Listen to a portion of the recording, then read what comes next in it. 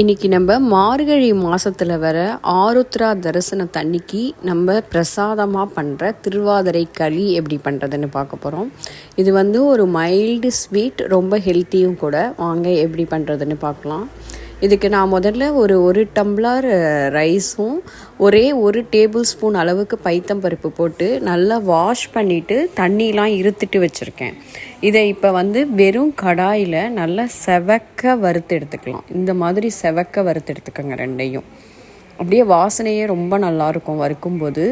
ரொம்ப கருகக்கூடாது, அதே நேரத்தில் செவப்பாகவும் இருக்கணும். இப்போ இது நல்லா ஆறினத்துக்கப்புறம் மிக்சியில் போட்டு நல்லா ஃபைன் ரவாவாக உடச்சி எடுத்துக்கோங்க. பவுடராக இல்லாமல் நைஸ் ரவாயாக எடுத்து வச்சுக்கலாம். இப்போ 1 கப் அரிசி எடுத்துருக்கோம். அதுக்கு 1.25லேருந்து 2 கப் அளவுக்கு வெல்லம் தேவைப்படும். மிதமான ஸ்வீட் வேணும்னா 1.25 கப்பு. இது தண்ணி ஊற்றி ஒரு அரை மணி நேரம் அப்படியே வச்சுருங்க. வெல்லம் கரைஞ்சதுக்கப்புறம் நல்லா வடிகட்டி எடுத்து தனியாக வச்சுக்கலாம். இப்போ கடாயில் ஒரு டேபிள் ஸ்பூன் அளவுக்கு நெய் ஊற்றி முந்திரி பருப்பு ஒரு 10லேருந்து 15 போட்டு செவக்க வறுத்து எடுத்து வச்சுக்கோங்க தனியாக. இப்போ அதே சேம் கடாயில் ஒரு கப் அரிசி எடுத்ததுனால 3 கப்பு தண்ணி தேவைப்படும். 3 கப்பு நம்ம வெல்லம் கரைச்ச தண்ணியை அதில் ஆட் பண்ணிக்கலாம்.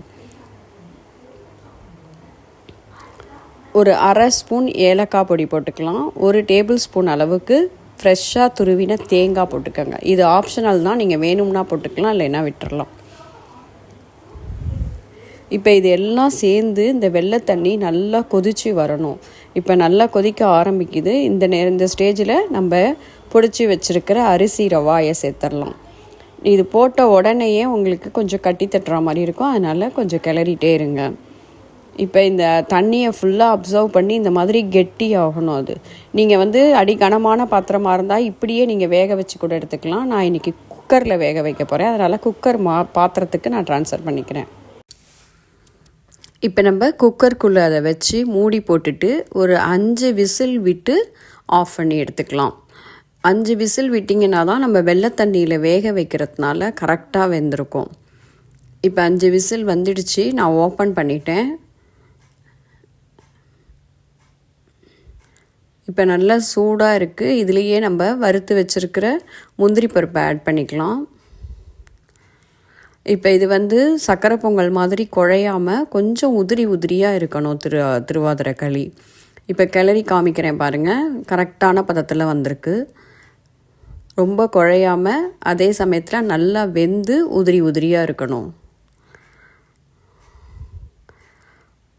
ஆருத்ரா தரிசனத்துக்கு நம்மளோட பிரசாதம் திருவாதிரை களி ரெடி ஆயிடுச்சு. இப்போ இதுக்கு மேட்சிங்காக மைல்டான காரத்தோட 7 காய்கறி போட்ட குழம்பு ஒன்று பண்ணுவோம். அந்த 7 காய் கூட்டும் நாளைக்கு நான் உங்களுக்கு வீடியோ போடுறேன். சுட சுட திருவாதிரை களியில் கொஞ்சமாக நெய் ஊற்றிட்டு அந்த 7 காய் கூட்டும் தான் பிரசாதமாக நம்ம பண்ணுவோம் சாமிக்கு. கண்டிப்பாக இந்த வருஷம் என்னோடதை ஃபாலோ பண்ணி பார்த்துட்டு கமெண்ட் பண்ணுங்கள். எங்கள் சேனல் பிடிச்சிருந்தா கண்டிப்பாக சப்ஸ்கிரைப் பண்ண மறந்துடாதீங்க. தேங்க்யூ.